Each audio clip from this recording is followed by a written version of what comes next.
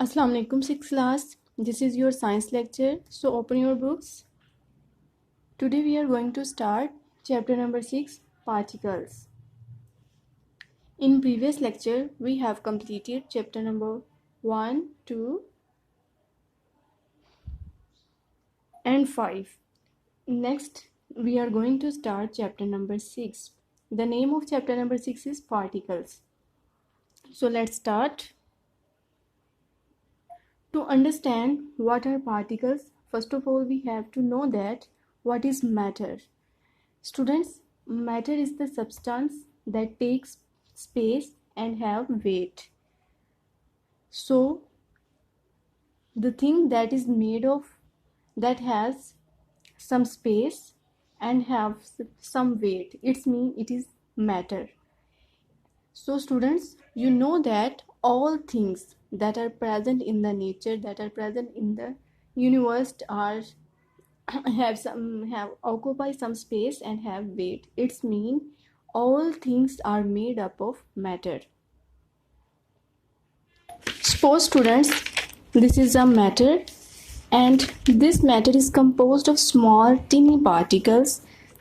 These are small tiny particles and these dots are called particles. So what are particles? Particles make the matter. So what is matter? The matter is that occupy some space and have some weight, that is called matter. And student, matter is present in the form in three states. One is solid, second is liquid, and third state is gas. What is matter?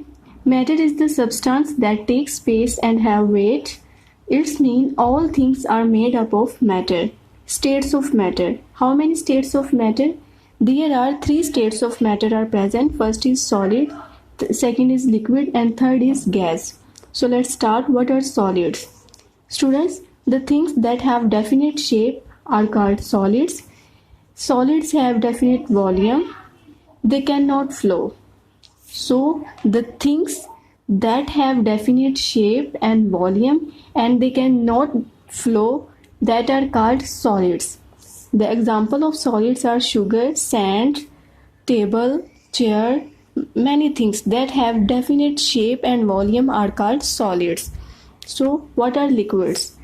Liquids have definite volume. They do not have definite shape. Means liquids do not have definite shapes. They will take the shape of the container in which liquid is poured. In which container the liquid is poured, the liquid takes the shape of that container. It's mean it doesn't have the definite shape, but it has definite volume that can be measured by the measuring flask. They can be flow. Liquids can be flow. They can be poured from one container to another container. It can be flow. So the substance that have definite volume but do not have definite shape and they can flow easily are called liquids. Example of liquids are juice, bottle, water, and many things. Next one, gases. What are gases? Gases do not have definite shape.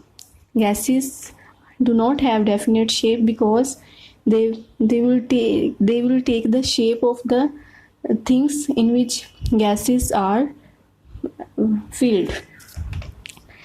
They do not have definite volume.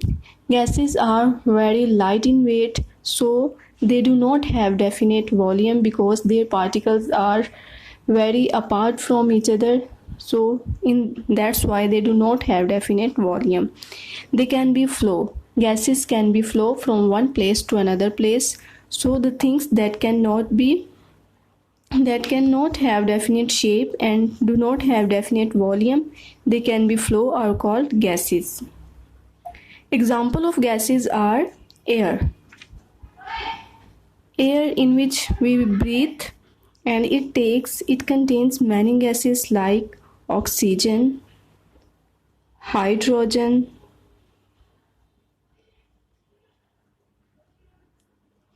nitrogen gas,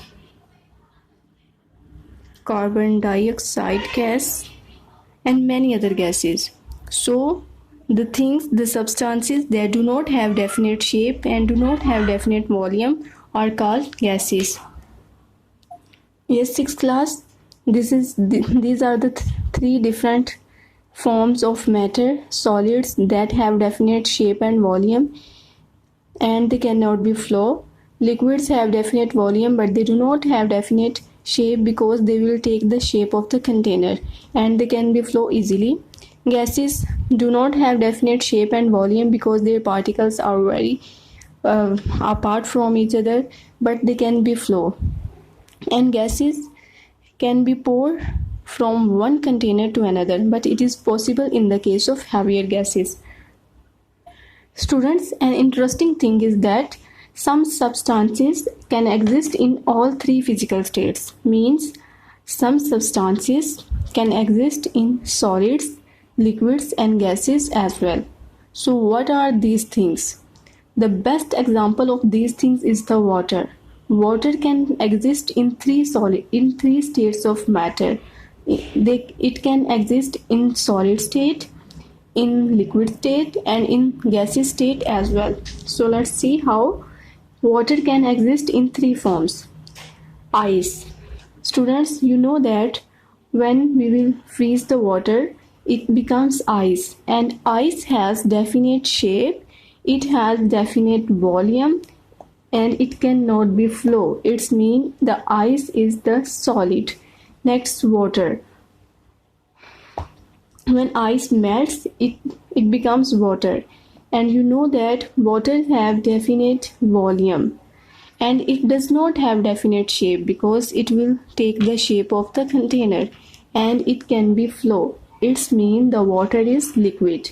Next, steam. When we will heat the water, water start to boil, and in this stage the water changes into air, changes into steam. So what is steam? Steam is the gaseous state of the water. So in this way the water exists in three states of matter. It can exist as a solid in the form of ice. It can exist as liquid in the form of water, and can be exist in the form gases in the form of steam. So there are many things that can exist in three physical states. So our next topic is the particle model of solids, liquids, and gases. So let's start. What is the particle model of solids, liquids, and gases? And you have read that the matter is composed of small tiny particles. Now we will check the particle model of solids, liquids, and gases in this topic. So let's start. What is particle model? Students, particle model is based on three assumptions. First one is matter is composed of tiny particles which are continuously moving.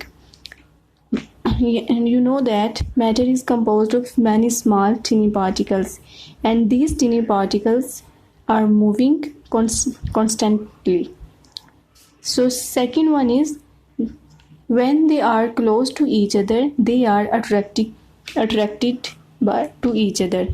When these tiny particles are close to each other, and between these particles some force of attraction is present.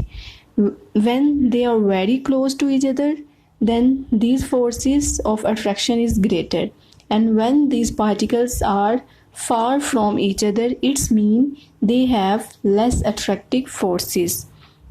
So the third one is heating the matter affects the movement of particles, and you know that matter is composed of small tiny particles, and when we will heat the matter, the movement of these particles will change.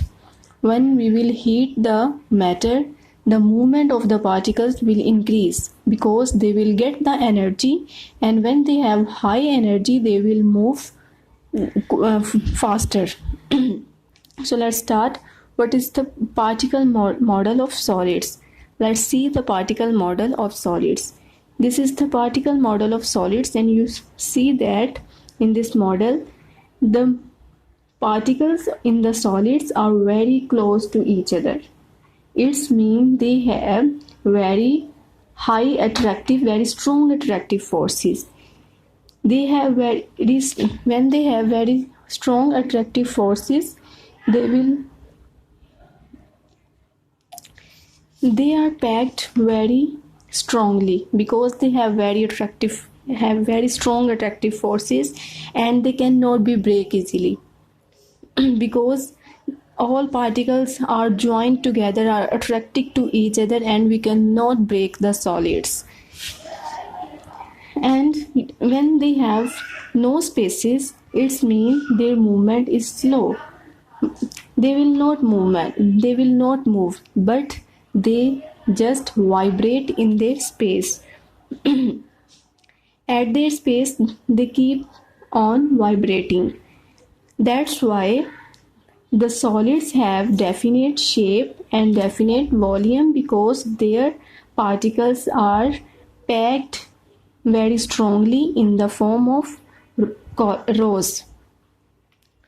So this is the particle model of solids. Next, move to particle model of liquids. And you are seeing that in the liquid there is much space is present among the liquid particles. It means they are far from each other, and in this way they have less strong attractive forces, and they have larger space than the solid particles. It means they will move quickly than the solid particles. That's why they can flow, because their molecules, their particles move quickly. It means they can flow easily. And you know that they have less attractive forces, and that's why the particles cannot be held, cannot be packed very definitely. That's why they do not have definite shape, and they will take the shape of container.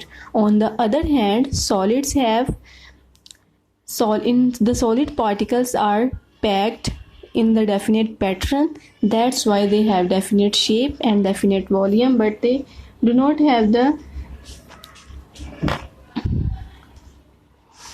they do not are tightly packed with each other. It means they do not have the definite shape. Next, move the particle model of gases, and you are seeing that there are less number of particles present in the gases, and there is much space present among these particles, and these particles can move very quickly. It means they are not attracted by each other, and they have less attractive forces. That's why they do not have definite shape, and they can move in all directions. That's why they do not have definite volume, and they can flow easily. Yes, students, this is the particle model of solids, liquid and gases, and you have learned about that solids have, and the particles of solids are packed with each other. That's why they have definite shape and volume, and the attractive forces among the particles is very strong. The liquids have less attractive forces, and there is much space present among the particles than the solids. That's why they do not have definite shape, but they have definite volume. And the gases, the particles of the gases are very far from each other. There is much space present among the particles, so there is the attractive forces among the gaseous particles are very weak. So in this way they do not have definite shape and definite volume, and they can flow very easily. And this is our today's lecture. I hope you will understand this. Thank you.